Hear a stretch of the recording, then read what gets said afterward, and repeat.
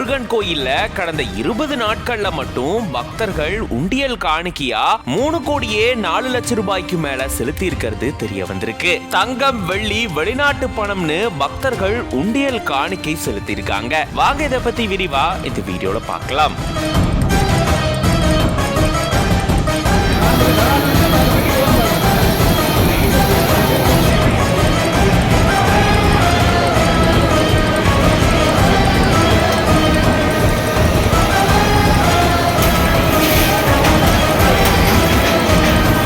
பழனி முருகன் கோயிலுக்கு நாள்தோறும் எக்கச்சக்கமான பக்தர்கள் வர்றது வழக்கம். பல்வேறு மாவட்டங்கள், மாநிலங்கள், வெளிநாடுகள்ல இருந்தும் இங்க பக்தர்கள் வருவாங்க. இந்த நிலையில தான் இப்போ தைப்பூச திருவிழாவுக்காக லட்சக்கணக்கான பக்தர்கள் பழனி முருகன் கோயிலுக்கு வந்து முருகனை தரிசனம் செஞ்சுட்டு போயிருந்திருக்காங்க.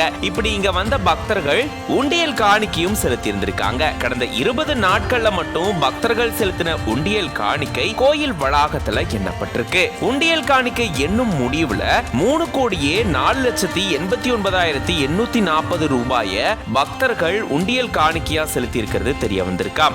221 கிராம் தங்கத்தை உண்டியல் காணிக்கையா செலுத்தி இருக்காங்களா. மேலும் 9,326 கிராம் வெள்ளியும் உண்டியல் காணிக்கையா செலுத்தி இருக்காங்களாம். இது தவிர 631 வெளிநாட்டு பணத்தையும் பக்தர்கள் உண்டியல் காணிக்கையா செலுத்தி இருக்கிறது தெரிய வந்திருக்காம். இந்த உண்டியல் காணிக்கை எண்ணும் பணியில கோயில் பணியாளர்கள், வங்கி ஊழியர்கள், தன்னார்வலர்கள், மாணவ மாணவிகள் ஈடுபட்டிருந்திருக்காங்க. இது பத்தின உங்களோட கருத்துக்களை கமெண்ட்ஸ்ல சொல்லுங்க.